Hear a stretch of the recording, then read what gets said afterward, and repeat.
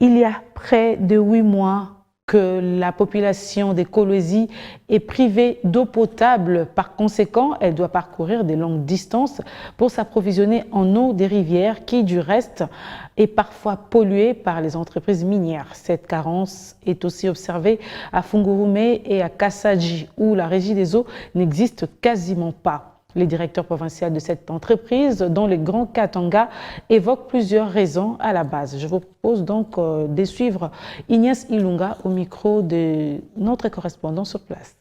Nous connaissons une pénurie sans précédent d'eau, sans précédent dans la ville de Kolwezi.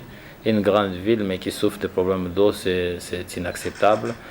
Aujourd'hui, ce qui s'est passé, c'est que vous savez, Kolwezi a évolué dans un contexte particulier où la régie des eaux achetait de l'eau brute auprès de la Gécamine qui réalisait plusieurs forages. Et cette eau d'Exor nous permettait, après le traitement, d'alimenter toute la population de Kolwezi.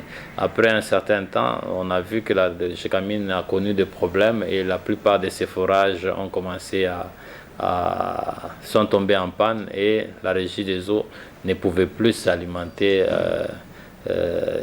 s'approvisionner en eau brute auprès de Gécamine. Donc aujourd'hui, nous sommes en fait en train de travailler avec Gécamine pour récupérer certains forages qui sont en panne afin de remettre de l'eau au robinet, comme vous l'avez dit.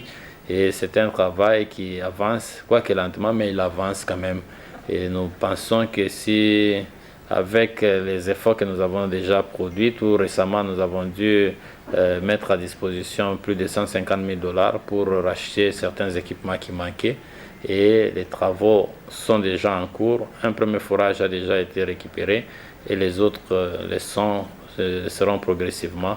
Ça pourra améliorer la situation de la desserte en eau potable de Kolwezi. Mais tout en sachant que tout cela, c'est ce que nous faisons en termes de mesures d'urgence afin de soulager un peu la misère que vit la population. Mais la résolution même du problème ne pourra venir que de la réalisation des grands projets du plan directeur tel que nous vous en avons parlé, qui requiert un financement à hauteur de 150 millions de dollars américains. C'est ce projet-là qui pourra résoudre complètement les problèmes de desserte en eau potable de la ville de Kolwezi.